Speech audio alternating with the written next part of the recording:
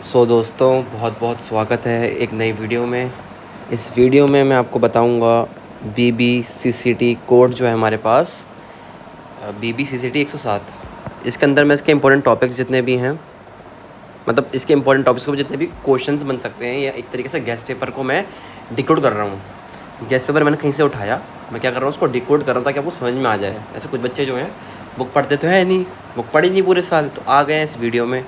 But कोई बात नहीं दोस्तों, मुझे पता है ऐसे होता है इग्नू के अंदर। कोई बात नहीं, देखते हैं, पढ़ते हैं।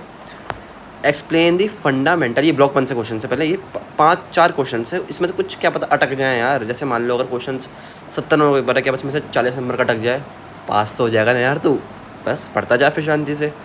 Explain the fundamental concept of enzymes and there classification. अब सबसे पहले मैं तुमको बता देता हूँ, क्योंकि मैं थोड़ा बंदा ऐसा हूँ कि मैं ना चाहता हूँ बच्चा जब पढ़े तो ज़बरदस्त तरीके से पढ़े और उसको हर एक चीज़ समझ में आए, राइट। तो अब एंजाइम्स पहले तो बताता हूँ होते क्या है यार। एंजाइम्स पता नहीं होता बच्चों को, मैं बताऊँगा ना यार। मैं हूँ ना तो बताने के लिए हूँ, और किस लिए हूँ। ठीक बा। अब ये जो एंजाइम शब्द है, क्या बोला मैंने, ये जो एंजाइम शब्द है, ये शब्द बड़ा लगता है कि यार बड़ा अटपटा सा है, बड़ा प्यारा सा है। बट नहीं नहीं नहीं, ये जो शब्द है ये इसका मतलब होता है कि those things which fasten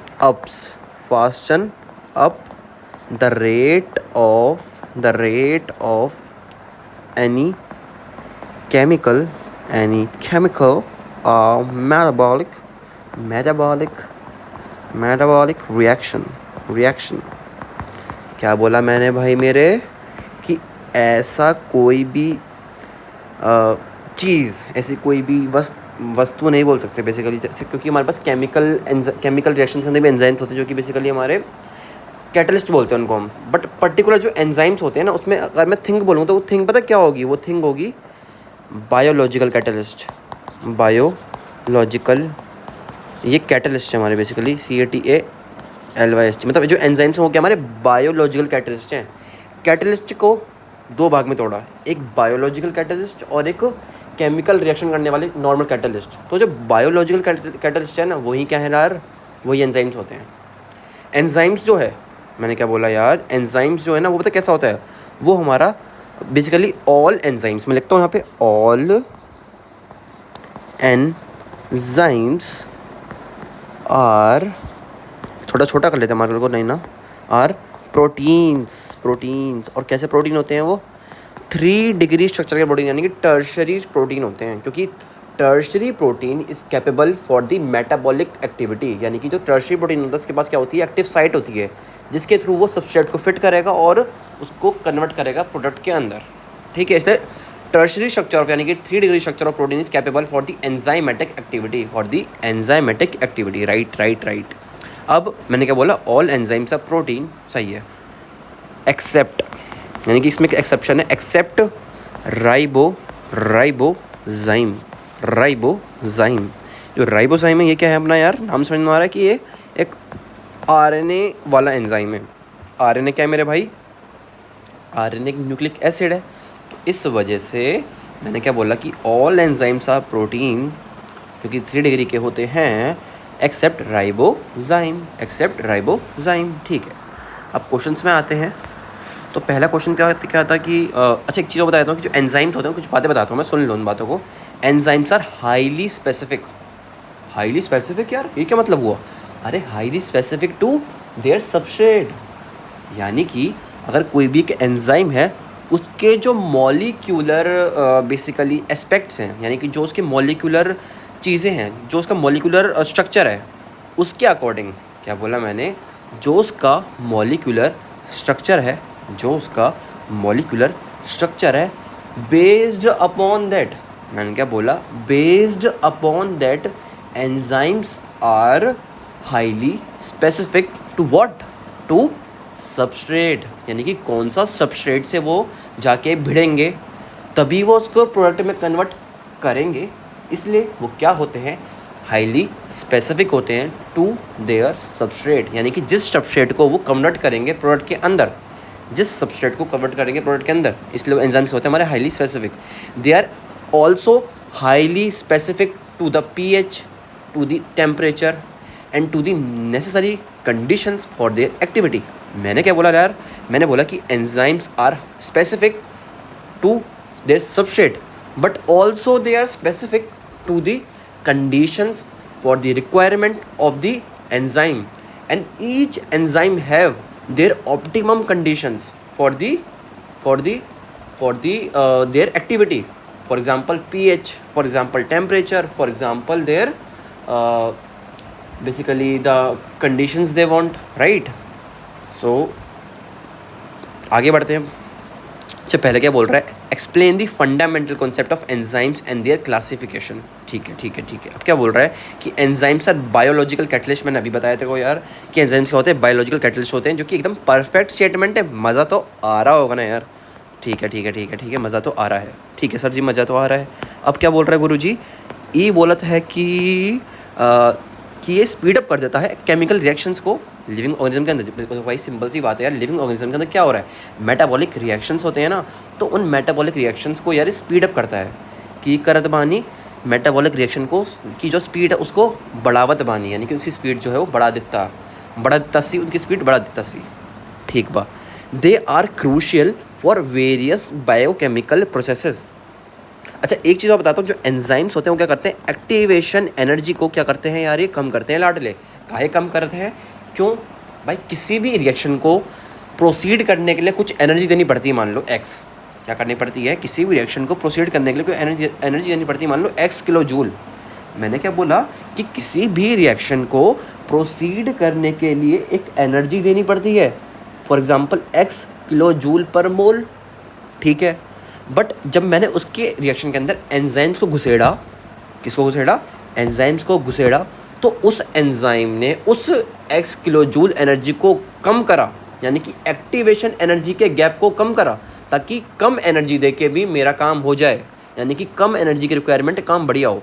second thing, जब एंजाइम आता है ना अपनी औकात दिखाने, तो साला जो एंजाइम होता है वो इतना बढ़िया तरीके से काम करता है कि नॉर्मल, अगर मान लो अगर हमारा जो डाइजेस्टिव सिस्टम है उसके पास एंजाइम ही ना हो, उसके पास एंजाइम ही ना हो, तो हमारी औकात यानी कि हम अपना जो हम एक मील पहली मील खाएंगे वो मील को पचने में कम से कम 40 साल लग जाएंगे।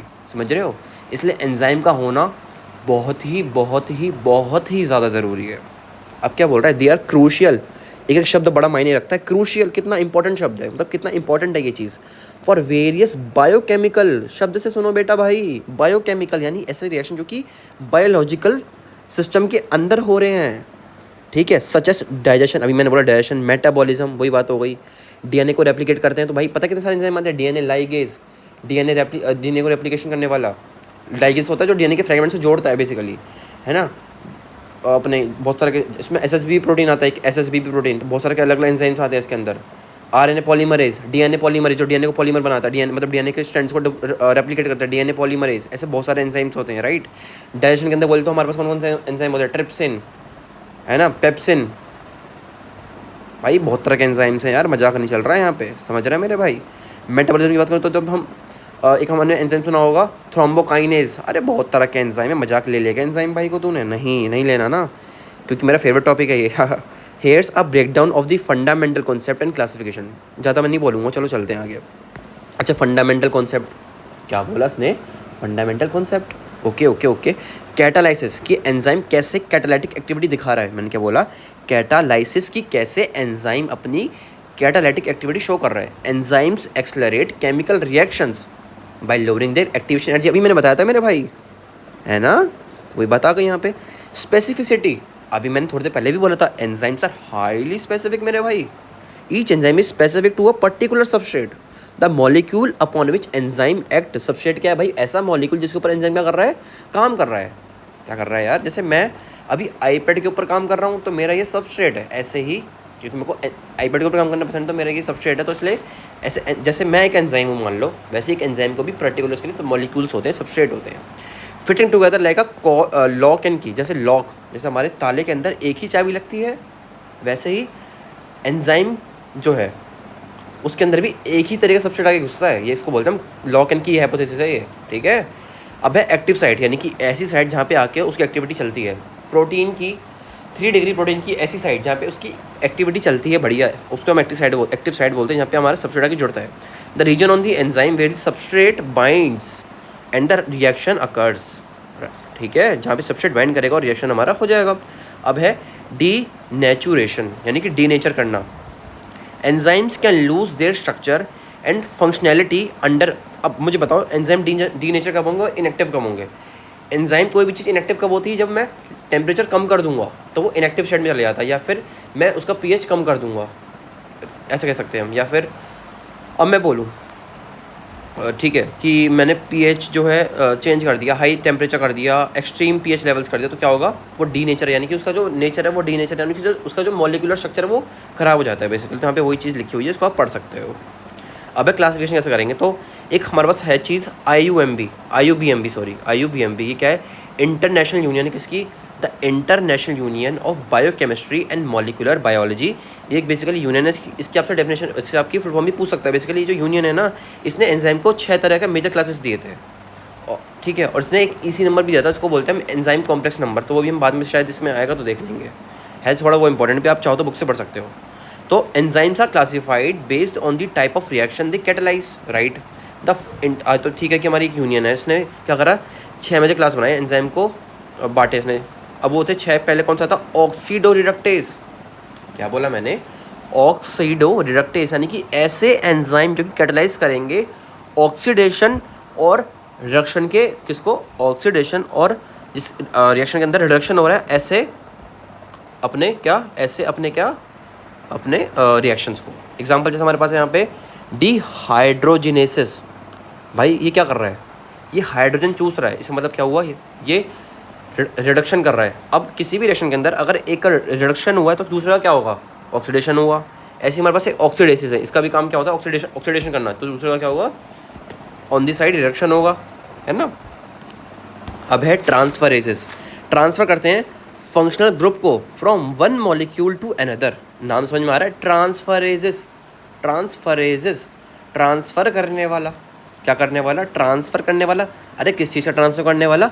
फंक्शनल ग्रुप पर ट्रांसफ़र करने वाला, from one molecule to the another. जैसे एग्जांपल दे रखा है, इंक्लूड काइनेजेस, ठीक है। काइनेज का काम होता है कुछ ट्रांसफ़र करना, जैसे ये बेसिकली जब हम वो पढ़ते हैं ग्लाइकोलाइसिस, उसमें काम आता है।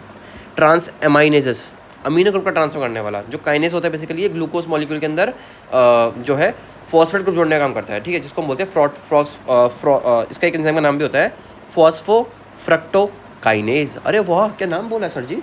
अरे फॉस्फो यानी कि फॉस्फेट, फ्रक्टो यानी कि फ्रक्टोज शुगर के अंदर, अरे काइनेज यानी कि लाडले ऐसा एंजाइम जो कि फ्रक्टोज शुगर के अंदर फॉस्फेट ग्रुप को पकड़ के जोड़ देगा उसमें, ठीक है। ट्रांसफरेसिस नाम भी ले दिया मैंने। अब है हाइड्रोलाइसिस। कैटलाइज करते हैं, क्या कैटलाइज करते हैं? Hydrolysis of various bond. बहुत सारी बॉन्ड को तोड़ने का काम करते हैं। जैसे कि हमारे पास जो डाइजेस्टिव एंजाइम्स होते हैं, ये जो एंजाइम बेसिकली जो हाइड्रोलाइसिस है ना, इनकी हाई अमाउंट कहाँ पर होती है?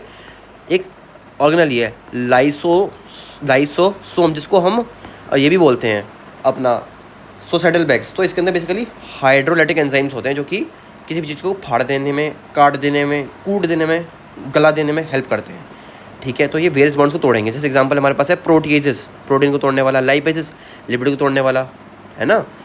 इस तरह के एंजाइम्स होते हैं। फिर है लाइएजेस, ये थोड़ा अलग है, लाइएज है ये भी तोड़ेगा, बट एक देखते क्या करता है, ये रिमूव करता है बेसिकली कुछ चीज़ों को, या फिर ऐड करता है। तो ये ऐड करेगा या रिमूव करेगा किसको? ग्रुप्स को, टू फॉर्म डबल बॉन्ड। लाइएजेस का एक ही नारा, डबल बॉन्ड बनाना काम है हमारा, या फिर कुछ ऐड कर देना। एग्जाम्पल इंक्लूड जैसे डी कार्बोक्सिलेज यानी कि CO2 ग्रुप को निकाल देने वाला। एल्डोलिसिस, एल्डिहाइड ग्रुप को जोड़ने वाला। जब ये एल्डिहाइड ग्रुप को जोड़ेगा तो मुझे पता क्या होगा भाई? C डबल बॉन्ड O बनेगी ना, जब भी तो यहाँ पे H जुड़ जाएगा मेरे भाई, इसलिए बोला कि डबल बॉन्ड बना देता है ये, इसलिए क्या बोलना है? लाइज का एक ही नारा, डबल बॉन्ड बनाना काम है हमारा। फिर आइसोमरेजेस, थोड़ा जल्दी चलते हैं। आइसोमरेजेस ये क्या करते हैं?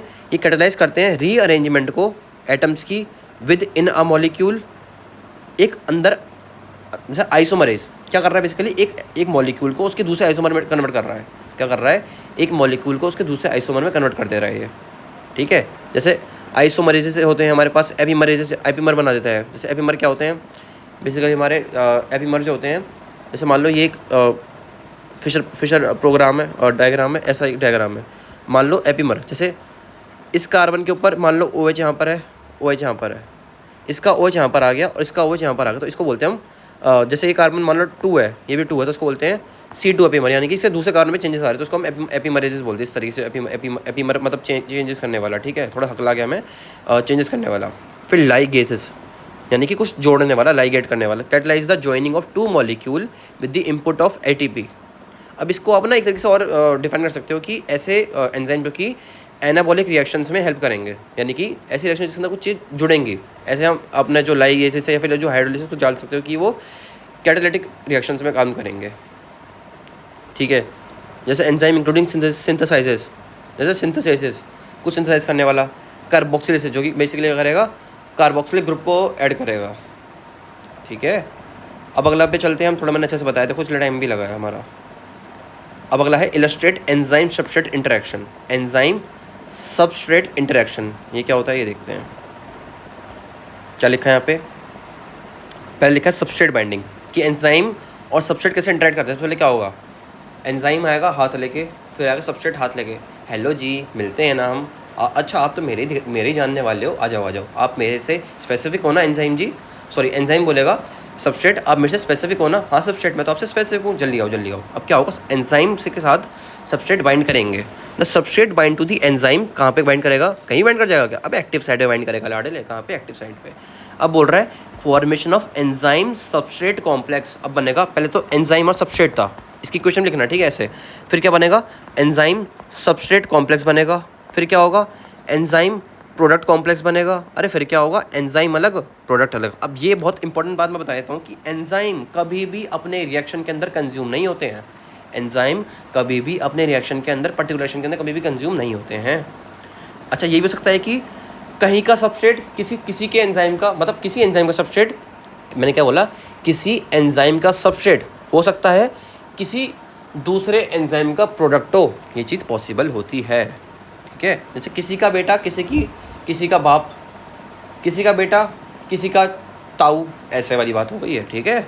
अब क्या बोल रहा है, एंजाइम सबस्ट्रेट कॉम्प्लेक्स बनेगा, the enzyme undergoes a conformational change. यहाँ पे क्या होता है, कुछ कन्फॉर्मेशन चेंजेस आती है, ये जो है ना बेसिकली जुड़ते हैं और आपस में एकदम चिपक जाते हैं, कौन, एंजाइम और substrate, forming an enzyme substrate complex bond. यहाँ पे कुछ कन्फॉर्मेशन चेंजेस आते हैं, ठीक है। अब क्या हो रहा है, रिएक्शन होगा एंजाइम सबस्ट्रेट के बीच में और क्या बनेगा, प्रोडक्ट बनेगा, सिंपल सी बात है। और प्रोडक्ट को हम रिलीज कर देंगे, the reaction occurs and the substrate is converted into the products, ठीक है। The product is then released and enzyme is free to catalyse another reaction. जैसे यहाँ पे चीज़ें लिखी भी हैं, जैसे enzyme and substrate, the enzyme is ready to interact with the substrate, पहले तो रेडी करेगा, ये अपने आपको रेडी हो जाएगा। फिर क्या होगा, एंजाइम सबस्ट्रेट का कॉम्प्लेक्स बनेगा, the substrate bind to the active site. फिर क्या होगा, कैटलाइसिस होगा, यानी कि जो एंजाइम है वो जो रिएक्शन को कैटलाइज करेगा उसका प्रोडक्ट बनाएगा। The enzyme facilitate the chemical reaction, यानी कि केमिकल रिएक्शन को फास्ट करेगा, फैसिलिटेट करेगा, यानी कि उसकी फैसिलिटी बढ़ा देगा। फिर क्या होगा, प्रोडक्ट रिलीज होगा, the product are release and the enzyme returns to its original shape, जो शेप उसकी थी वो उसमें वापस आ जाएगा। पहले तो उसने क्या करा, बेसिकली कुछ कन्फर्मेशन चेंज करे ताकि वो एकदम टाइट हो जाए, फिर अपनी नॉर्मल शेप में वापस आ जाएगा ताकि दूसरा सबस्ट्रेट आ सके जुड़ने के लिए। अब क्या है, तीसरा क्वेश्चन वो देखते हैं। अभी हमारा ब्लॉक 1 ही चल रहा है। Discuss the features of enzyme catalysis. Enzyme की कैटालाइसिस के हमारे को कुछ फीचर डिस्कस करने हैं। क्या लिखा है यहाँ पे कि फीचर्स है हमारे पास कुछ एंजाइम कैटालाइसिस के। पहला बोल रहा है हाई एफिशिएंसी। क्या बोल रहा है, एफिशिएंसी हाई होती है, मज़ा आता है इनको, यानी कि इनको कोई भी रिएक्शन करने में बड़ा एफिशिएंसी इनकी हाई होती है। एंजाइम्स कैन ग्रेटली यानी कि मज़ेदार तरीके से, मतलब अच्छे तरीके से एक्सलरेट, यानी कि रेट को बहुत इंक्रीज़ कर सकते हैं, रेट ऑफ रिएक्शन को, often by factors of million. ये बहुत सच्ची बात है। एक एंजाइम है कार्बोनिक एनहाइड्रेस, पढ़ा होगा, अगर 11वीं में बायो होगी तो पढ़ाई होगा, सिंपल सी बात है, जब भी तो आप बायोकेमिस्ट्री के बच्चे भी हो। तो 11वीं में बायो की बुक में हमारे पास बुक है, एंजाइम्स की बुक है, उसके अंदर दे रखा है, सॉरी बायोलॉजी की बुक है हमारी 11वीं कक्षा की, उसके अंदर चैप्टर है बायोमोलिक्यूल्स, उसके लास्ट में दे रखा है एंजाइम्स के बारे में। तो वहाँ पे लिखा हुआ भी है कि जो बाइकार्बोनेट अगर एंजाइम ना हो ना, उसको सॉरी कार्बोनिक एनहाइड्रेस अगर एंजाइम ना हो ना, तो जो रेट ऑफ रिएक्शन है वो 6 मिलियन टाइम से कम हो जाती है, समझ रहे हो। इसलिए बोल रहा है कि फैक्टर्स ऑफ मिलियन से बढ़ा देता है किसी भी रेट को। This efficiency is due to their ability to lower the activation energy. भाई एनर्जी ही कम लेता है तो काम भी बढ़िया से करता है ना, और बहुत ही कम एनर्जी कर देता है। For the reaction to proceed. अब क्या है स्पेसिफिसिटी, यानी कि हाईली स्पेसिफिक होते हैं, ये नहीं कहीं भी मुंह मार रहे हैं, ये सगे होते हैं। ये क्या होते हैं मेरे भाई? सगे होते हैं। जैसे तुम लोग पता नहीं सगे हो या नहीं हो, बट ये सगे होते हैं। क्या होते हैं यार? ये सगे होते हैं। Enzymes are highly specific for the substrate. क्या है ये? हाईली स्पेसिफिक है किसके लिए मेरे भाई? अरे सबस्ट्रेट के लिए ना यार। This specificity arises from the precise interaction. ये कब आती है? ये जो स्पेसिफिसिटी कब आती है? जब ये अच्छे से बातें करते हैं, मिलते हैं और अपने मॉलिक्यूलर जो एनालॉग्स हैं उनको उस तरह डालते हैं ताकि जो सबस्ट्रेट आ रहा है उस पर ये काम कर सकें। बेसिकली सबसे पहले ये सबस्ट्रेट ढूंढेंगे जो अच्छा सबस्ट्रेट है। तो ऐसे हमारी बॉडी के अंदर काम चलते रहते हैं। अभी और हाई बात हो जाती है। एंड सबस्ट्रेट अकिन, फिर से ये लॉक एंड की हाइपोथेसिस बनाएगा और इंड्यूस्ड फिट मॉडल। या फिर देखो दो तरह के मॉडल होते हैं, एक होता है इंड्यूस्ड फिट मॉडल और एक होता है लॉक एंड की हाइपोथेसिस। लॉक एंड की का मतलब होता है कि बेसिकली आएगा जुड़ जाएगा, और इंड्यूस्ड फिट का मतलब होता है कि यानी कि जो एंजाइम है वो कुछ कॉन्फॉर्मेशनल चेंजेस दिखाएगा ताकि और अच्छे से जुड़ सके। तो जो इंड्यूस्ड फिट मॉडल है थोड़ा अच्छा जाना गया है ये। फिर है regulation. Enzymes can be regulated through various mechanism. Enzymes के जो एक्टिविटीज़ को हम रेगुलेट कर सकते हैं, जैसे कि टेम्परेचर, पीएच वगैरह, इन सबसे। और भी जैसे होते हैं हमारे पास, यहाँ पे लिखा भी होगा, इंक्लूडिंग फीडबैक इनहिबिशन। कुछ फीडबैक इनहिबिशन भी होते हैं, कुछ एलोस्टेरिक रेगुलेशन होते हैं और कुछ कोवलेंट मॉडिफिकेशंस होते हैं। ठीक है, ये रेगुलेशन होते हैं एंजाइम्स के ताकि वो अपने आप को हाईली स्पेसिफिक बना सके for their activity. This regulation ensures that metabolic pathway are finely tuned to need. अब देखो जो फीडबैक मैकेनिज्म है, इनहिबिशन है, यानी कि इसके काम को रोक देना। जैसे भाई जो हमारी बॉडी है वो एक रेगुलेटेड बॉडी है, जो काम होगा एंजाइम से काम करवा लेगी और जब काम रोकना होगा तो बंद करवा देगी। तो इस हिसाब से काम चलता है हमारी बॉडी के अंदर। ऐसा नहीं कि रिएक्शन स्टार्ट होगा तो वो खत्म ही नहीं हो रहा है। ठीक है, यहाँ पे हर एक पर्टिकुलर काम का एक मतलब होता है, हर एक पर्टिकुलर काम का एक निष्कर्ष निकालना होता है। इसलिए जो चीज़ें हैं वो कभी स्टार्ट होती हैं, कभी बंद होती हैं, according to the feedback mechanism of the body. फिर माइल्ड कंडीशन से कुछ एंजाइमो कंडीशन सी होती हैं। Enzyme catalysed reactions typically occur under mild condition. भाई हर एक एंजाइम के लिए कुछ पर्टिकुलर कंडीशन ची होती हैं। जैसे हर इंसान को रहने के लिए किसी को गर्मी पसंद है, किसी को सर्दी पसंद है, किसी को कोई जगह पसंद है। तो ऐसे एंजाइम भी हमारे, जैसे टेम्परेचर, पीएच, प्रेशर, है ना, अलग अलग जगह पे अलग अलग काम कर सकते हैं क्योंकि इनकी एक स्पेसिफिसिटी होती है। जैसे कोई एंजाइम एक्स है तो उसको मान लो टेम्परेचर 40 डिग्री चाहिए और पीएच उसको चाहिए अपना 5 पीएच। तो ऐसे जब उसको मैं वो चीज़ दूंगा तो उसका काम जो है एकदम ज़बरदस्त तरीके से चलेगा। बट मान लो मैंने बहुत ज़्यादा टेम्परेचर बढ़ा दिया, बहुत पीएच कम कर दिया, तो दिक्कत आएगी उसको। Which are conductive to life unlike chemical catalyst. Enzymes जैसे जो केमिकल कैटलिस्ट होते हैं उनको टेम्परेचर बढ़ाने पर उनका मज़ेदार आता है, उनको मज़ा आता है। पर यहाँ पे ऐसा नहीं है। यहाँ भी जो हमारे कैसे बायोलॉजिकल कैटलिस्ट, क्योंकि प्रोटीन है ना, बेसिकली ये बायोमोलिक्यूल है हमारा जो है 3 degree structure of protein enzyme work efficiently at body temperature and physiological pH. अब जो भी हमारे एंजाइम है जो भी यहाँ पे बॉडी की जगह पे प्रेजेंट है, ऐसा नहीं कि बॉडी में हर जगह जो हर कंडीशन है वो सेम है। जो हमारा पेट है वो एसिडिक होता है, बट जो हमारा लीवर और जो हमारा इंटेस्टाइन होता है वो कैसा होता है, बेसिक हो जाता है, क्योंकि हमें बाइकार्बोनेट आयंस आते हैं। तो इसलिए अलग अलग जगह के एंजाइम्स को अलग अलग कंडीशन चाहिए होती है जो हमारी बॉडी प्रोवाइड कर देती है। जब नहीं कर पाती तो गैस वगैरह हो जाती है मेरे भाई। अब रीयूजेबिलिटी। एंजाइम जो है वो कभी कंज्यूम नहीं होते, not consumed in the reaction, never consume in the reaction. Decatalyse, जो रिएक्शन कैटलाइज कर रहे हो कभी कंज्यूम नहीं होते हैं। Once the reaction is complete the enzyme is free to bind to new substrate molecules and repeat the process. अब है सैचुरेशन काइनेटिक्स, क्या बोल रहा है, एट हाई सबस्ट्रेट कंसनट्रेशन, जब सबस्ट्रेट की कंसनट्रेशन बहुत ज़्यादा बढ़ जाती है किसकी, सबस्ट्रेट की, enzyme activity reaches a maximum rate Vmax। एक Vmax होती है, बेसिकली स्पीड होती है, जो हम पढ़ेंगे माइकलिस मेंटन इक्वेशन के अंदर। तो उसके अंदर Vmax स्पीड होती है जहाँ पे कि एंजाइम की एक्टिविटी जो है ना वो मैक्सिमम होती है। उसके बाद मैं जितना भी सबस्ट्रेट बढ़ाऊंगा उसको कोई फ़र्क नहीं पड़ेगा। ठीक है, उसको कोई फ़र्क नहीं पड़ेगा। ऐसा तो ना कि मान लो तुम्हारे को 10 रोटी खानी है तो मैं 2 रोटी लाया। मान लो तुम एक बार में जो है एक बार में 10 रोटी खाते हो, मैं 2 रोटी खाया तुमने खा ली। मैं 20 रोटी लाया तुमने खा ली। तुम 10 रोटी खाते हो एक बार में, ठीक है, मैं ये बोल रहा हूँ। मैं 2 रोटी लाया तुमने खा ली। मैं जो है 5 रोटी लाया तुमने खा ली। मैं 10 रोटी लाया तुमने खा ली। मान लो मैं 1000 रोटी लिया है भाई, तुम हर बार 10 ही तो खाओगे, तुम्हारी Vmax से रीच हो चुकी है। तो जितना मर्जी सबस्ट्रेट, यानी कि जितनी मर्जी तुम रोटी बढ़ा लो, जितनी मर्जी तुम सबस्ट्रेट बढ़ा लो, उसका रेट नहीं बढ़ता उसके बाद। This saturation effect is described by the Michaelis Menten kinetics, यहाँ पे लिखा भी है, where further increase in the substrate concentration do not enhance the rate of reaction. Basically जो मैकेनिस मेंटन इक्वेशन वो क्या होती है, Vmax वेलोसिटी बराबर में Vmax, V नॉट लिख लो, V नॉट बराबर में Vmax into substrate divided by Km। ये Km हमारा क्या है, मैकलिस मेंटन कांस्टेंट है, प्लस सबस्ट्रेट। ये हमारी मैकलिस मेंटन इक्वेशन होती है। अगला क्या है, अगला क्वेश्चन क्या कह रहा है वो देखते हैं। अगला क्वेश्चन जो इसी ब्लॉक में से शायद से वो कह रहा है कि describe about the factors affecting enzyme activity.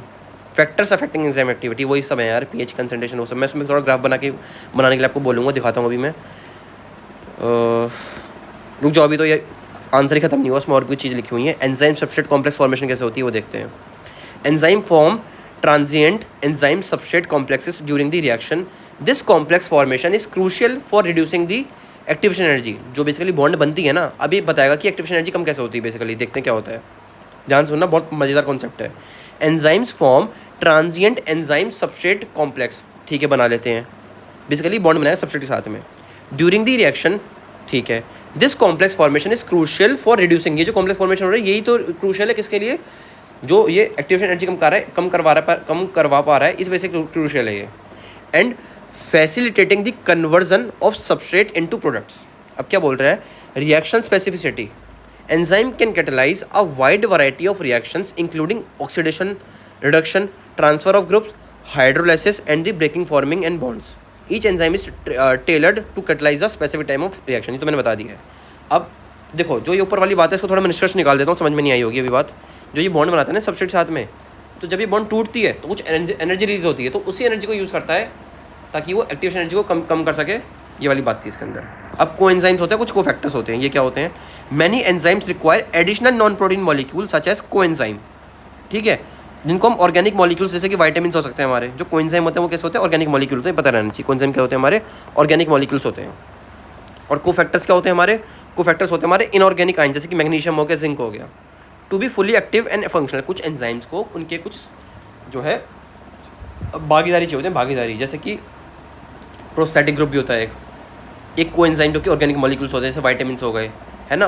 और कुछ कोफैक्टर्स होते हैं, इसलिए हम बोलते हैं वाइटामिन डाइट मिलनी चाहिए ताकि हमारी बॉडी अच्छे से फंक्शन कर सके। क्योंकि वाइटामिन कई बार क्या होते हैं, कुछ को एंजाइम की तरह काम भी करते हैं, किस तरह, को एंजाइम की तरह, क्योंकि हमारे वाइटामिन क्या है, एक ऑर्गेनिक मॉलिक्यूल है ना, इस वजह से। फिर को फैक्टर्स की बात करें तो ये इनऑर्गेनिक आयन्स होते हैं, जैसे कि मैग्नीशियम और जिंक वगैरह। अब क्या बोल रहा है, enzyme inhibition.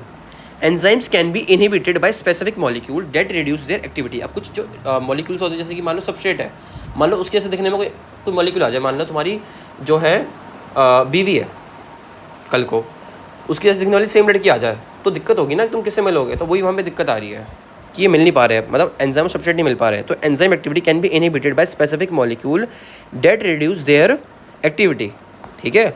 Inhibitors can be competitive, inhibitor competitive हो सकते हैं, जो कॉम्पिटिशन करें, उनको बोलते हैं competitive inhibition. Competing with the substrate for their active site, यानी कि जो एक्टिव साइड के लिए कम्पीट करें, मतलब एक्टिव साइड पे ना आने किसी को, सोच रहे हो। एंड एक नॉन कॉम्पिटिटिव होते हैं जो कि बाइंड कर जाएंगे to a different part of the enzyme and altering that activity. Competitive में क्या होगा, वो एक्टिव साइड पर आ जाएंगे, और नॉन कॉम्पिटिटिव में क्या होगा, एक्टिव साइड पर तो नहीं आएंगे बट दूसरे आगे बैठ जाएंगे, जहाँ पे क्या करेंगे, वो दिक्कतें कॉज करेंगे। जैसे होता है ना, दो तरह के लोग होते हैं, एक जो इंसान होता है वो सामने से वार करता है, ऐसे ही हमारा कौन सा है, ये कॉम्पिटिटिव इनहिबिशन है, जो सामने से वार हो रहा है। और एक होता है नॉन कॉम्पिटिटिव इनहिबिशन, यानी कि जो इंसान पीठ पीछे वार करता है, वो हमारा कौन सा है, नॉन कॉम्पिटिटिव इनहिबिशन। एक है कि मुंह के ऊपर आके बैठ जाएगा, भाई एक्टिव साइड ही बंद कर देगा। दूसरा है पीठ पे आके बैठ जाएगा, पीठ पे मारता रहेगा, काम करने नहीं देगा सही से। तो वो वाली बात हो रही है यहाँ पे। अगला क्वेश्चन था हमारा factors affecting the enzyme activity. तो उसको देखते हैं भाई। देखो मज़ा तो आ रहा होगा, मुझे पता है, क्योंकि मैंने ऐसे समझाया है, कोई समझाने वाला बैठा नहीं है यूट्यूब पे इस तरीके की चीज़ों को बताने वाला, है ना। बाकी देखते जाओ, मज़ा आए तो लाइक करते जाओ, और ये जो नोट्स हैं ज़रूर से मिलेंगे आपको, तो बने रहना। टेलीग्राम ग्रुप का लिंक डाल दूंगा, ये नोट्स आपको मिल जाएंगे ऐसे कैसे ही, ठीक है। अब फैक्टर्स अफेक्टिंग एंजाइम एक्टिविटी, फिर से मैंने बताया यार टेम्परेचर कैसे अफेक्ट करता है, मैं इसका ग्राफ बना के दिखाया था, मैंने बता दिया बहुत बार। अब मैं को पागल नहीं हूँ, बार बताऊँगा आपको एक चीज़ को। देखो सिंपल सी बात है, मान लो ये हमारा टेम्परेचर, ये हमारी एक्टिविटी एंजाइम की, ए से नोट कर दिया मैंने। तो क्या होगा, इसका ग्राफ कैसे बनता है, इसका ग्राफ बनता है ऐसा। अब बता दो क्यों बनता है ऐसा। अब ये जो मैंने ग्राफ बनाया लाडले, इस ग्राफ पे जो पीक मिल रही है, ये पीक कहीं यहाँ पर आ रही है मान लो। अब मैंने यहाँ पे एक गलती कर दी, जिसके लिए मैं बहुत माफ़ी मांगना चाहूँगा आपसे। यहाँ पे आएगा हमारा टेम्परेचर, क्योंकि हम टेम्परेचर को बढ़ाएंगे ना पहले, तो टेम्परेचर ऐसे बढ़ेगा हमारा, इस स्केल में हमारा टेम्परेचर बढ़ेगा। इसको डोनेट कर लेता मैं ऐसे, और ये हमारी एंजाइम की एक्टिविटी है, EA एंजाइम की एक्टिविटी हमारी। अब क्या है, ऐसे हमारा क्या बढ़ रहा है, टेम्परेचर बढ़ रहा है, ठीक है भाई, टेम्परेचर। अब ये जो जगह, ये क्या है, एक ऑप्टिमम टेम्परेचर है, ऑप्टिमम। यहाँ पे क्या हो रहा है, एंजाइम की जो एक्टिविटी वो बहुत तगड़ी हो रखी है, मैक्सिमम है, मैक्सिमम, ठीक है भाई। Enzymes have an optimum temperature at which they work best for most human. अभी ह्यूमन की बात हो रही है, ऑर्गेनिज्म तो हज़ारों तरीके के हैं, विच इज़ अराउंड 37 डिग्री। हमारी बॉडी का टेम्परेचर कैसा होता है, 37 डिग्री के अराउंड रहता है।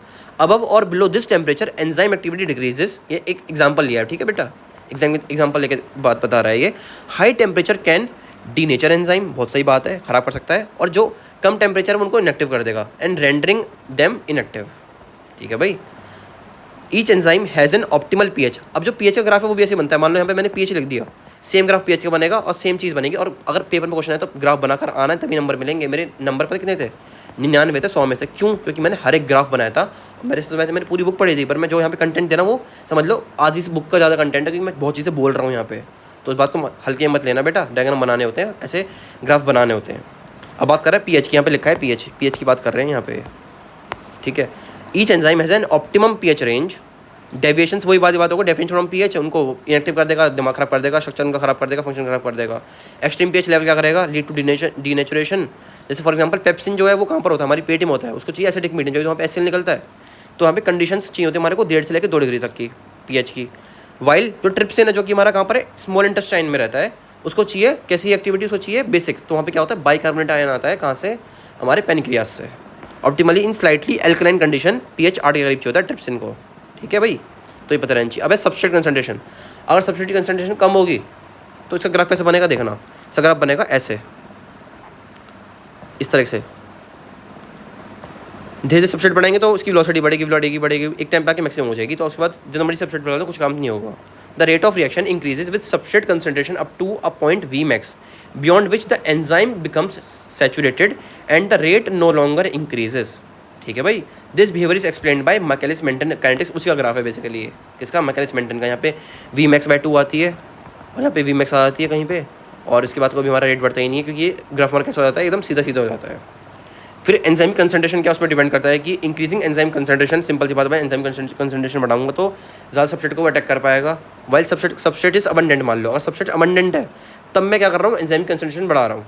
और ये काम कब कर रहे हैं सबस्ट्रेट कंसंट्रेशन वाला? कि जब मैं एंजाइम की कंसंट्रेशन को मैंने कांस्टेंट रख दिया तब मैं देख रहा हूँ ये चीज़। ठीक है। तो ये बेसिकली कुछ चीज़ें यहाँ पे पैरामीटर सेट करे जाते हैं।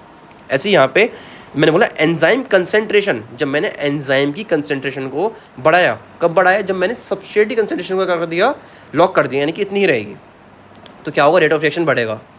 यानी कि मैंने क्या बोला? जब मैंने सबस्ट्रेट को मैक्सिमम रखा, अबंडेंट, और उससे मैंने एंजाइम धीरे धीरे बढ़ाया, तो क्या हो रहा है? रेट ऑफ रिएक्शन बढ़ रहा है। However if the substrate is limited the rate of reaction will not increase further. अब प्रेजेंस ऑफ इनहिबिटर, अगर इनहिबिटर को तो दिक्कत आएगी, रेट कम हो जाएगा। Inhibitors are molecule that reduce enzyme activity. Competitive inhibitor compete with the substrate adjective site, मैंने बताया था अभी, वही सामने वाला और पीठ पीछे वाला। वाइल नॉन कॉम्पिटिटिव इनहिबिटर जो होते हैं वो बैंड करते हैं elsewhere on the enzyme, altering it shape and function.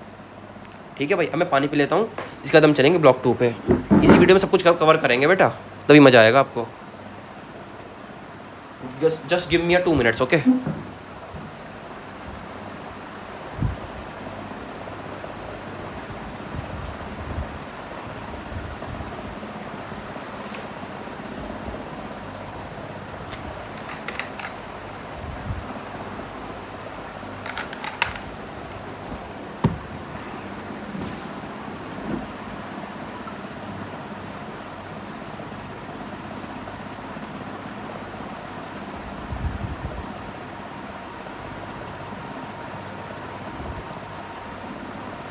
ठीक है, अब आगे बढ़ते हैं। ब्लॉक 2 हमारे पास आ रहा है। ठीक है भाई।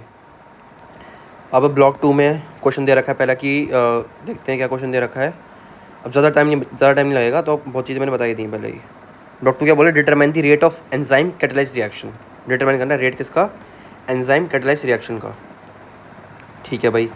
Determine the rate of enzyme catalysed reaction. To determine the rate of an enzyme catalysed reaction follow these key steps. पहले क्या बोल रहा है? प्रिपेयर करोगे किसको? दी एंजाइम मिक्सचर को। पहले मतलब एंजाइम का मिक्सचर बनाना है। Mix a known concentration of substrate with the enzyme in a buffer, क्योंकि हमारी जो बॉडी है उसके अंदर नेचुरल बफर होता है, इसलिए हमने यहाँ पे बफर बनाया है। एंश्योरिंग, और हमें इसको प्रॉपर कंडीशन देनी सारी, जैसे ऑप्टिमम पीएच, टेम्परेचर, और अगर कोई हमारे को उसको कोफैक्टर दें तो कोफैक्टर दे दो, कोई इसको कोएंजाइम दें तो कोएंजाइम दे दो, जो भी इसको चाहिए, जो भी इसको मांग रहा है दे दो साले को सब कुछ। फिर हमें देखना है कि रिएक्शन कैसे हो रहा है, मॉनिटर करना है रिएक्शन को। Measure the concentration of the product formed और दी सबस्ट्रेट कंज्यूम्ड ओवर टाइम, मतलब हम देखेंगे कितनी कंसंट्रेशन होगी प्रोडक्ट की, या फिर हम देख लेंगे कितना सबस्ट्रेट यूज़ हो गया। दोनों बात तो एक ही होगी ना, कि कितना सबस्ट्रेट यूज़ कर लिया तो उतना ही हमारा क्या, मान लो कितना आटा मैंने यूज़ कर लिया उतनी मेरी रोटी बनी होंगी, या फिर कितनी रोटी बनी है तो उतनी ही मेरी रोटी बनी होंगी ना यार। ठीक है। This can be done using methods like spectrophotometry से कर सकते हो, where changes in absorbance are recorded as the specific interval. Basically ये मशीन होती है, हाई बहुत बड़ी मशीन होती है ये स्पेक्ट्रोफोटोमेट्री, इसको हम यूज़ करते हैं फॉर दिस काम। फिर प्लॉट करना है डाटा को, मतलब हमें ग्राफ प्लॉट करना है या फिर हमें कोई ऑब्जर्वेशन टेबल बनानी है, ये सब प्रैक्टिकल की बात कर रहा है। Plot the concentration of the product और substrate against time, the initial part of the graph where the slope is linear represent the initial reaction rate. ठीक है, ये तो मतलब ग्राफ के बारे में बता रहे हैं, कुछ चीज़ें ग्राफ बना के दिखा सकते हो आप लोग। फिर हमें क्या कह रहा है, determine the initial rate V naught. Initial rate होता है हमारा V naught. The initial rate is calculated from the slope of the linear portion of the concentration versus time graph. ठीक है, जो इनिशियल रेट है कैसे हम निकालेंगे भाई, इनिशियल रेट कैसे निकालेंगे, जो इनिशियल कंसंट्रेशन है यहाँ पे इस वाले इसका जो स्लोप है, मान लो ये हमारा जो है सबस्ट्रेट है और नहीं यहाँ पे हमारी वेलोसिटी आती है, ये वेलोसिटी है और ये सबस्ट्रेट है, तो इसका जो वी बाई इसका जो ग्राफ है ये हमारा क्या होगा, रेट होगा बेसिकली। ठीक है, सॉरी रुक जाओ, मैंने कुछ गलती कर दी यहाँ पे, क्या बोल रहा है मैं बहुत पागल हूँ, ये ऐसे नहीं होता है। क्योंकि हमारे को वेलोसिटी निकालनी है तो क्या करेंगे हम, वेलोसिटी के साथ ही है हमारी, मतलब हमारे को रेट ऑफ रिएक्शन निकालना है, तो यानी कि सबस्ट्रेट डिवाइड बाय टाइम, तो यहाँ पे सबस्ट्रेट रहेगा, यहाँ पे टाइम रहेगा, यानी कि कितना सबस्ट्रेट खर्च कर दिया कितना टाइम में। तो मान लो इस तरह के हमारे को ग्राफ बन रहा है जो आगे जाके लीनियर हो जा रहा है सबस्ट्रेट बनाने पे, मतलब एकदम मैक्सिमम टाइम पे। तो यहाँ पे जो स्लोप निकलेगा इनिशियली, यहाँ पे इनिशियली जो स्लोप निकलेगा वो क्या होगा हमारा, वो इनिशियल रेट होगा, उसको हम बोलेंगे S/T से V नॉट, हमने यहाँ पे कंसिडर करा है उसको। ठीक है, इनिशियल रेट निकालना है, the initial rate is calculated from the slope, slope निकालना है ना हमने tan थीटा S/T से परपेंडिकुलर अपॉन में बेस से, तो हम स्लोप निकालेंगे लीनियर पोर्शन का of the concentration versus time graph का। This rate is when substrate concentration is much greater than enzyme concentration ensuring maximum activity। ठीक है भाई, क्या बोल रहा है, this rate is when substrate concentration is much greater than enzyme concentration ensuring maximum enzyme activity। अब बात कर रहे हैं Michaelis-Menten kinetics की। To understand the enzyme kinetic further we use Michaelis-Menten equation, जो ये क्या होती है बेसिकली, मैंने अभी बताया था, V बराबर में V max into S, दोबारा लिखता हूँ, V बराबर में V max into S divide by V कह रहा हूँ के एम प्लस एस। जो के एम हमारा ये क्या है, हमारा माइकलिस मेंटन कांस्टेंट। ये कब आता है, जब हमारी वेलोसिटी वी मैक्स होती है, वी मैक्स बाई 2 होती है, तब आता है ये। जब के एम बराबर में सबस्ट्रेट होगा, यहाँ पे सबस्ट्रेट की लाइन है ना बेटा, तो जब के एम बराबर में सबस्ट्रेट होगा, क्या बोला मैंने, जब के एम बराबर में सबस्ट्रेट होगा, के एम बराबर में सबस्ट्रेट, तब क्या होगा, V max into S divided by S plus S 2s हो जाएगा, तो एस से एस कट जाएगा तो वी मैक्स बाई 2 आएगी, यानी कि जब के एम की वैल्यू एस के बराबर होगी तब क्या होगा, मेरा वेलोसिटी मेरी क्या होगी, वी मैक्स बाई 2 होगी। ठीक है भाई, here V is the reaction, V max is the maximum rate, S का सबस्ट्रेट कंसंट्रेशन है, के एम क्या हमारा मैकेलिस कांस्टेंट है। ठीक है भाई, ये सब चीज़ यहाँ पे तुम्हें बता ही दिया मैंने। के एम हमारा क्या है, मैकेलिस मेंटन कांस्टेंट है। अब क्या बोल रहा है, illustrate by substrate enzyme catalysed reaction, second question की बात कर रहा है ये, और जल्दी से आगे बढ़ते हैं इसके लिए हम। बाई सबस्ट्रेट, यानी कि इसमें 2 सबस्ट्रेट होंगे basically, bi substrate enzyme catalysed reaction, इसके अंदर 2 सबस्ट्रेट अलग अलग होते हैं। तो bi substrate enzyme involve enzymes that catalyse reactions with 2 substrate to produce 2 product, ताकि 2 प्रोडक्ट बना सकें। These reactions are common in metabolism, ये रिएक्शन बहुत कॉमन भी होते हैं। ठीक है, हमारे पास तो वैसे भी मल्टी सबस्ट्रेट कॉम्प्लेक्स रिएक्शन चलते हैं हमारी बॉडी के अंदर, क्योंकि हमारी बॉडी तो बहुत वास्ट और बहुत कॉम्प्लेक्स है ना। These reactions are common in metabolism and follow specific mechanisms to ensure proper interaction between the enzyme and the substrate. ठीक है भाई, मैकेनिज्म क्या होता है इसका वो देख लेते हैं। 2 तरह के इसमें मैकेनिज्म दे रखे हैं, एक है सीक्वेंशियल मैकेनिज्म, क्या बोल रहा है, ऑर्डर्ड सीक्वेंशियल मैकेनिज्म, पहले इसका पॉइंट लिखा है ordered. Substrate bind to the enzyme in a specific order, एक प्रॉपर ऑर्डर में सबस्ट्रेट जो है बाइंड करेगा के साथ में, एंजाइम के साथ में, forming a tertiary complex, ternary complex क्या बनाएगा वो, टर्नरी कॉम्प्लेक्स, यानी कि एकदम पक्का नहीं होगा, टर्नरी होगा वो, यानी कि हट सकता है वो। जैसे एग्जांपल दे रखा है यहाँ पे, in the reaction catalyse by lactate dehydrogen, एक एंजाइम है जिसको बोलते हैं हम लैक्टेट डिहाइड्रोजिनेज, जो कि क्या करता है बेसिकली, लैक्टिक एसिड में से क्या करता है, हाइड्रोजन चूसता है, किसमें से, लैक्टिक एसिड में से हाइड्रोजन चूस के क्या बनाता है, ये हमारा क्या बनाता है, इथेनॉल बनाता है। ये हमारा ग्लाइकोलाइसिस जो हम क्लास 9th में और 11th में पढ़ते हैं, उसके बारे में बात कर रहा है। ये हमारा एंजाइम है लैक्टेट डिहाइड्रोजन, क्या करेगा, लैक्टिक एसिड में से क्या करेगा, अपना बेसिकली जो है क्या करेगा, हाइड्रोजन चूस लेगा। ठीक है, और क्या बनाएगा, NADH बनाएगा, bind first followed by the pyruvate. ठीक है, this product are release in the specific order, तो उसके बारे में बात कर रहा है। फिर अगला है रैंडम सिक्वेंशियल, ये तो हमारा ऑर्डर था, ये हमारा रैंडम है। Substrate can bind in any order and products are release in any order, ये तो किसी भी काम, कुछ भी ऑर्डर में काम चल रहा है। Both substrate must be present before any product is release, और दोनों सबस्ट्रेट रहने चाहिए, बीच में कोई भी प्रोडक्ट ऐसे निकलना नहीं चाहिए, दोनों सबस्ट्रेट रहने चाहिए। जैसे एग्जांपल दे रखा है यहाँ पे क्रिएटिन काइनेज, तो ये वाला एंजाइम जो होता है बेसिकली क्रिएटिन के मेटाबॉलिज्म को गवर्न करता है। अगला है पिंग पोंग मैकेनिज्म, जिसको बोलते हैं डबल डिस्प्लेसमेंट मैकेनिज्म। जितने मैकेनिज्म बता रहा हूँ किसके लिए है ये बाइसब्स्ट्रेट रिएक्शन के लिए है। इसमें क्या होता है, in this mechanism one substrate binds and reacts with the enzyme, ठीक है, leading to the release of the first product and a modified enzyme form the enzyme substrate intermediate, the second substrate then binds to the modified enzyme. दोबारा बोलता हूँ जो, in this mechanism one substrate binds and reacts with the enzyme, ठीक है, leading to the release of the first product, यानी पहला product बन जाता है, and a modified enzyme form, और इसी की मॉडिफाइड एंजाइम फॉर्म बनती है द एंजाइम सबस्ट्रेट इंटरमीडिएट। वो क्या होती है हमारी भाई, एंजाइम से क्या बनेगा, एंजाइम सबस्ट्रेट इंटरमीडिएट बनेगा ना, ई और एस मिलकर क्या बनाएंगे, एंजाइम सबस्ट्रेट इंटरमीडिएट बनाएंगे। The second substrate then binds to the modified substrate, मान लो इसके साथ एस जुड़ गया, एंड द रिएक्शन प्रोसीड करेगा releasing the second product and re engineering the original enzyme, और फिर एंजाइम हमारा रह जाएगा और हमारा एक नया प्रोडक्ट बन जाएगा। जैसे इसका एग्जांपल दे रखा है एस्पार्टेट अमीनो ट्रांसफरेज का एग्जांपल है, कौन सा, एस्पार्टेट अमीनो ट्रांसफरेज, ये देख सकते हो आप। उसके बाद हमारा अगला क्वेश्चन है, इतना समझा कोई नहीं बताएगा, एक लाइन समझाइए, मैंने एक शब्द समझाया है, गलत लगता है बेटे भाई, गलत लगता है। Explain the mechanism of enzyme catalysis. अब कुछ चीज़ें आप खुद से पढ़ भी सकते हो यार, मैकेनिज्म तो बहुत बार बता चुका हूँ मैं, बता दिया। सबस्ट्रेट पहले सबस्ट्रेट बाइंड करेगा यार, फिर जो कैटालाइसिस होती है उसकी, फिर क्या होता है, फिर प्रोडक्ट रिलीज़ हो जाता है, ये चीज़ें होती हैं इसमें, मैं बार बार नहीं बताऊँगा इन चीज़ों को। अगला देख रखा है इसमें क्या, टाइप्स ऑफ इनिबिटर, ये बता देता हूँ कि क्वेश्चन पूछ रहा होगा उसने टाइप ऑफ इनिबिटर क्या होता है, तो आप ऊपर से क्वेश्चन देख लेना स्टार्टिंग में ही। तो पहला होता है कॉम्पिटिटिव इनिबिटर, मैंने बताया था, जो पीठ मुँह के आगे बार करेगा, मतलब सामने से आगे बार करेगा, सामने के जो है मारेगा, यानी कि एक्टिव साइड पर आके ये दिक्कत करेगा। इसका मोड ऑफ एक्शन क्या होगा, कंपीट करेगा with the substrate for binding the active site. Effect क्या होगा उसका, इंक्रीज कर देगा अपेरेंट के को without affecting V max. V max को इफेक्ट नहीं करता, ये क्या नहीं करता, वी मैक्स को इफेक्ट नहीं करता, बट जो के है, जो के मान लो पहले रीच हो रही थी वो बहुत ज़्यादा आगे जाके रीच होगी, ठीक है। Higher substrate concentration is needed for the reaction to reach half maximum velocity, मैंने बताया ना अभी, सबस्ट्रेट को हमें ज़्यादा देना पड़ेगा फिर, क्योंकि इनिबिटर बहुत सारे हमारे पास हैं। एग्जाम्पल जैसे इसका है मेथोट्री एक्सेट इनिबिट्स डाईहाइड्रोफोलेट रिडक्टेज, एक रिएक्शन है। बाकी एक मतलब एक एग्जाम्पल है, आप और अच्छा एग्जाम्पल, इजी एग्जाम्पल गूगल पर सर्च करोगे तो आ जाएगा, उसको याद कर लेना। फिर अगला है नॉन कॉम्पिटिटिव इनिबिशन। अब इसके अंदर क्या होता है, बेसिकली ये जो है पीठ पीछे के वार करता है, ये एक्टिव साइड पे नहीं आके बैठता, ये क्या करेगा बेसिकली एंजाइम के ऊपर आके बैठ जाएगा, उसका स्ट्रक्चर खराब कर देगा, ठीक है, उसकी एक्टिविटी रिड्यूस कर देगा। इसका मोड ऑफ एक्शन क्या है, bind to a site other than active site causing conformation change, यानी कि कन्फर्मेशन जो उसको खराब कर देगा, उसकी स्ट्रक्चर को खराब कर देगा। इफेक्ट क्या करेगा, ये क्या करेगा, डिक्रीज कर देगा वी मैक्स को विदाउट चेंजिंग केएम भाई क्यों केएम नहीं खराब करेगा, क्योंकि सबस्ट्रेट तो अभी भी बाइंड कर पा रहा है ना।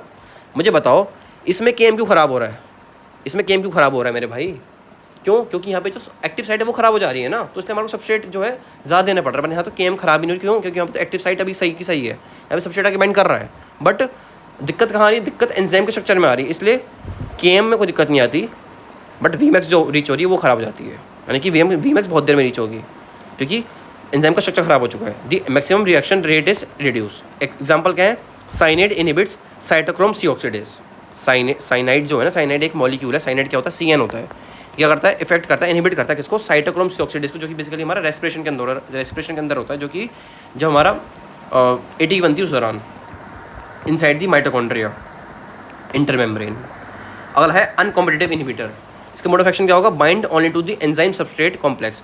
अच्छा ये E और S बन गया, उसके बाद काम कांड कर रहा है ये, preventing the reaction from proceeding to the product, यानी कि ES बन गया, एक गले मिल लिए, अब प्रोडक्ट बनाना था पर बनाने नहीं दे रहा प्रोडक्ट, यानी कि बच्चा बनाने नहीं दे रहा है, ये शादी करवा दी पर बच्चा नहीं बनाने दे रहा, समझ में आ रही बात। इफेक्ट क्या करेगा, ये डिक्रीज करेगा बहुत KM और वीमैक्स दोनों को खराब कर देगा ये। एग्जाम्पल जैसे लिथियम इनहिबिट करता है इनोसिटॉल मोनोफॉस्फेट वाले जो एंजाइम है, इनोसिटॉल मोनोफॉस्फेट एंजाइम को खराब करता है, ठीक है, कौन, हमारा लिथियम Li एलिमेंट हमारा, कोई भी हो सकता है भाई।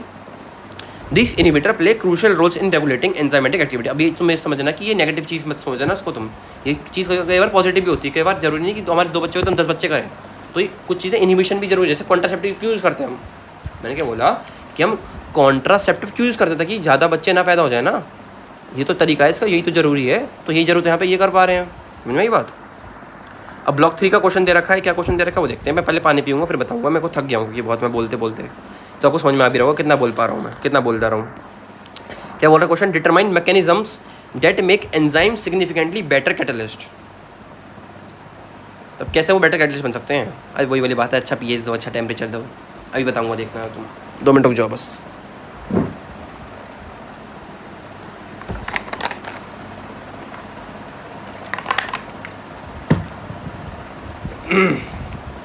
क्या बोल रहा है?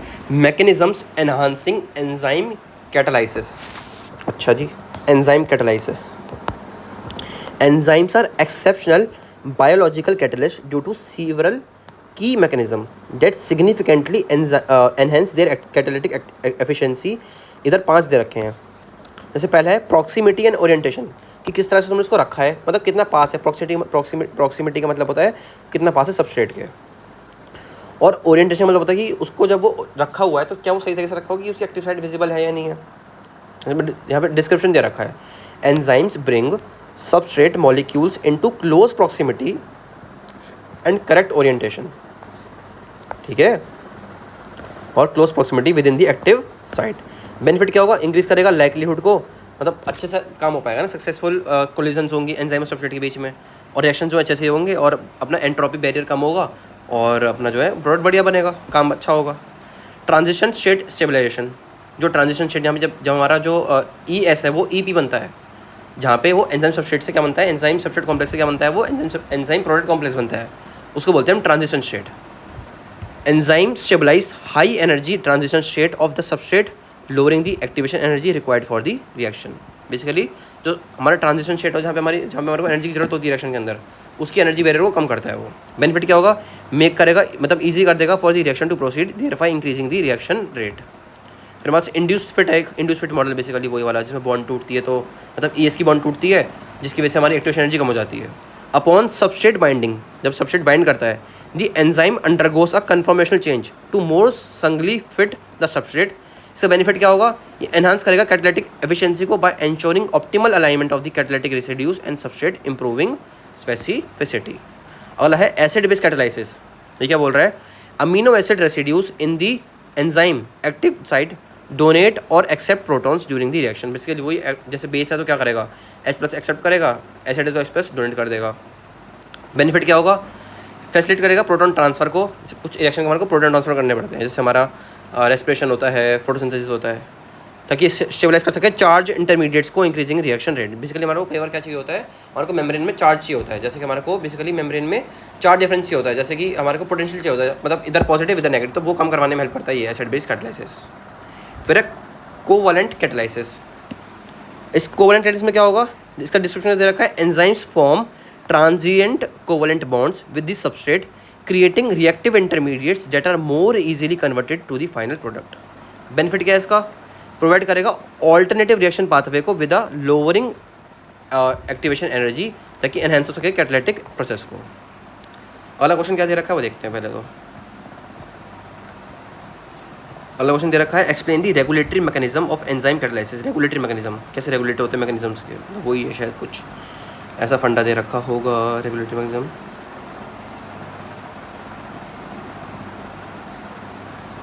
ये दे रखा है, जैसे एलोस्टैटिक रेगुलेशन है, फीडबैक इनहिबिशन, जो भी ऊपर हमने सोचा था ना वही वाली, मतलब वही सब चीज़ें। कोवलेंट मॉडिफिकेशन है, प्रोटियोलाइटिक एक्टिवेशन है, सबस्ट्रेट एक्टिवेशन है। अब मैं थक गया हूँ, थोड़ा पढ़ लो यार इसको खुद ही, है ना, पढ़ सकते हो आप लोग। जैसे मैं थोड़ा बता देता हूँ आपको इसके बारे में क्या बोल रहा है ये।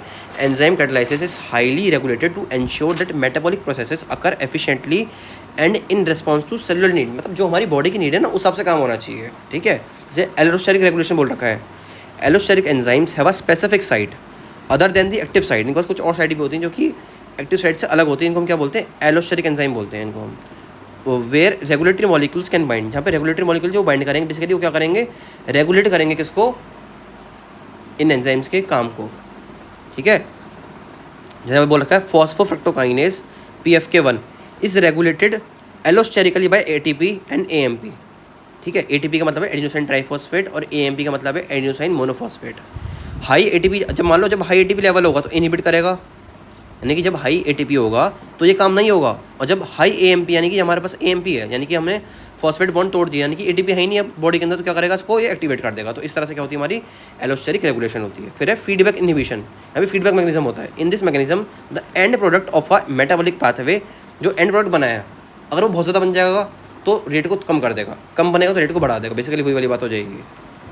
ठीक है, जो आप पढ़ लेना बस समझ में आ जाएगा। जैसे यहाँ पे एग्जांपल दे रखा था, production of isoleucine from the threonine, ये बेसिकली क्या है हमारे अमीनो एसिड्स हैं, आइसोल्यूसिन और threonine. The production of isoleucine from threonine in bacteria is regulated by feedback inhibition. Isoleucine inhibits threonine deaminase the first enzyme in the pathway. ठीक है, ये आप देख सकते हो यहाँ से। फिर एक कोवेलेंट मॉडिफिकेशन पढ़ लो यार इसको। कुछ प्रोटियोलाइटिक एक्टिवेशन होती है, पढ़ के समझ में आ जाएगा। कुछ सबस्ट्रेट अवेलेबिलिटी के थ्रू भी हो सकता है ना। अगला क्वेश्चन ऊपर से पढ़ लेना, क्या लिखा है यहाँ पे, significant role of multi enzyme complex in metabolic pathway. क्या बोल रहा है कि सब सिग्निफिकेंट रोल क्या है किसका, मल्टी एंजाइम कॉम्प्लेक्स का, किसमें, मेटाबॉलिक पाथवे में। जो मल्टी एंजाइम कॉम्प्लेक्स होते हैं ना, वो प्ले करते हैं क्रूशियल रोल को in the regulation and efficiency of metabolic pathway को। हेयर आर की पॉइंट, यहाँ पे कुछ 5 मार्क के दे रखे हैं, जैसे यहाँ पे दे रखा है इस तरीके से। पहला क्या बोल रहा है, increased efficiency multi enzyme complexes facilitate substrate channelling where intermediates are directly transferred from one enzyme to the next without diffusing away. ये पता क्या है, ये क्या है हमारा मल्टी एंजाइम कॉम्प्लेक्स है, यानी कि मल्टी एंजाइम जो रिएक्शंस होते हैं, बहुत सारे एंजाइम काम कर रहे हैं। तो क्या करेंगे, जैसे मान लो एक एंजाइम से सबस्ट्रेट है, मान लो एंजाइम 1 है, इसका सबस्ट्रेट 1 है, इसने प्रोडक्ट बनाया P1। अब जो P1 है किसका, ये किसका सबस्ट्रेट हो जाएगा, ये H2 होगा, किसके लिए, E1 के लिए। ऐसे ही सोन चलता रह जाएगा, इसके बारे में बात कर रहे हैं। ठीक है, multi enzyme complex facilitate substrate channelling where intermediates are directly transferred from one enzyme to the next without diffusing away. तो इसमें एनर्जी कम खर्च होती है। ये तो एक टाइम कम कर देगा, फिर जहाँ पे भेजना उसका डिस्टेंस कम कर देगा, क्योंकि सारे आसपास ही प्रेजेंट है। टाइम और डिस्टेंस को कम कर देगा to travel, increasing the overall reaction rate and efficiency of the metabolic pathway. फिर एनहांस्ड रेगुलेशन, यानी कि रेगुलेट करो अच्छे तरीके से।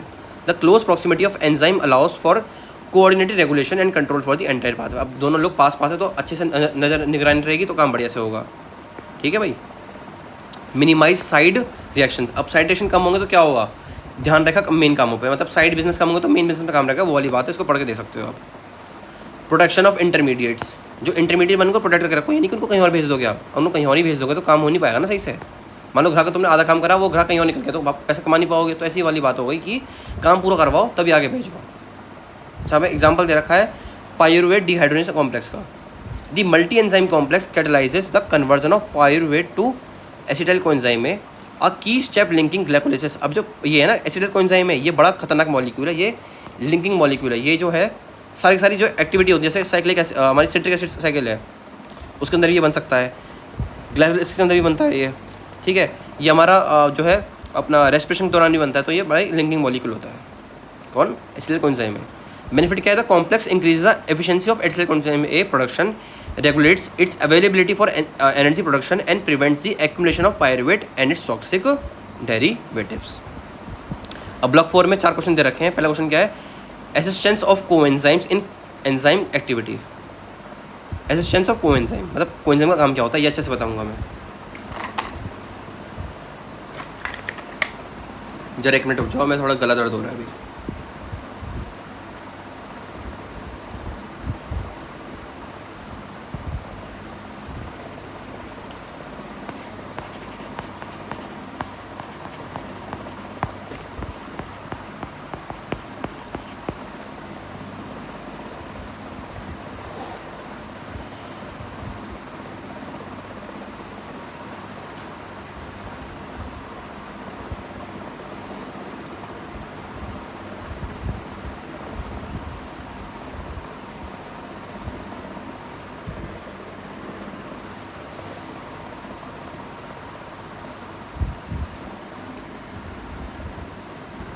अब क्या बोल रहा है ये, assistance of coenzymes in enzyme activity. Coenzyme बड़े इंपॉर्टेंट होते हैं, बहुत इंपॉर्टेंट होते हैं। ठीक है, क्या बोल रहा है, रोल इन कैटालाइसिस, कि मतलब कैटालाइसिस के अंदर ये क्या काम करते हैं। कोएंजाइम्स आर ऑर्गेनिक मॉलिक्यूल, पहले तो पता नहीं कोएंजाइम क्या होता है, ऑर्गेनिक मॉलिक्यूल, यानी जैसे विटामिन्स वगैरह होते हैं वो होते हैं हमारे कोएंजाइम। जैसे कि हमारे पास NAD है, ये NAD+, ये हमारा क्या है, निकोटिनामाइड एडेनिन डाई न्यूक्लियोटाइड, ये बेसिकली एक विटामिन ही होता है। निकोटिनामाइड ये हमारा विटामिन होता है। ठीक है, ये कैरी करता है इलेक्ट्रॉन को to the in the redox section. Basically क्या होता है, NAD जो है ना, NADH बन जाता है, कई बार NADH2 बन जाता है। तो क्या करेगा बेसिकली इन दी प्रोटॉन की आड़ में इलेक्ट्रॉन लेके जाता है ये। है ना। तो ये जो भी ऑक्सीडेशन रिएक्शन होता है इसमें और जो रिडक्शन रिएक्शन होता है ये काम आता है। Coenzymes are organic molecules that assist enzymes in catalysing reactions by acting as carriers of electrons, atoms और फंक्शनल ग्रुप। जैसे हाइड्रोजन ले गया, कुछ फंक्शनल ग्रुप ले गया या फिर कुछ इलेक्ट्रॉन्स ले गया। अब क्या बोल रहा है, stabilisation of transition state. Coenzymes help stabilise the transition state of substrate, lowering the activation energy and required for the reaction. जैसे एग्जाम्पल देखा टीपीपी, थायमीन जो है हमारा विटामिन बी का कॉम्प्लेक्स होता है, थायमीन पायरोफॉस्फेट। ये क्या करता है, स्टेबलाइज करता है कार्ब अनाइन इंटरमीडिएट को, जो कार्बन आयन बनता है ना, कार्बन आयन को ये स्टेबलाइज करता है बेसिकली इन डी कार्बोक्सिलेशन रिएक्शन। तो इसकी वजह से क्या हो रहा है, रेट ऑफ रिएक्शन बढ़ जा रहा है हमारा, क्योंकि यहाँ पे जब कार्बन आयन स्टेबल होगा तो रेट ऑफ रिएक्शन बढ़ेगा, क्योंकि हमारा क्या होता है, रेट डिटरमाइनिंग स्टेप होता है इस रिएक्शन, इस रेट के अंदर इसका रेट का फास्ट होगा जब हमारा कार्बन आयन ज़्यादा से ज़्यादा स्टेबल होगा। इस वजह से participation in enzyme substrate complex formation. Coenzymes often form part of the enzyme substrate complex, enhancing the enzyme's ability to bind and transform substrate. ठीक है, जैसे एग्जांपल देखा है कोएंजाइम ए का, ये क्या करता है, फॉर्म करता है थायोस्टर बॉन्ड।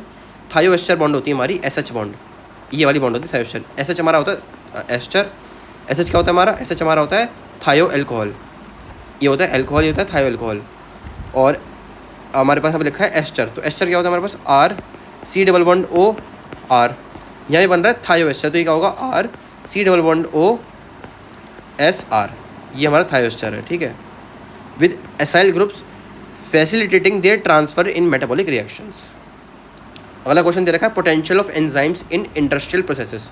जैसे एंजाइम इज बायो कैटलिस्ट पढ़ सकते हो उसको, फूड एंड बेवरेज इंडस्ट्री में क्या काम करते हैं इसको पढ़ सकते हो, बायोफिल में क्या काम करते हैं इसको पढ़ सकते हो। ये सब इजी चीज़ होती है, मैं बताऊंगा नहीं इसमें।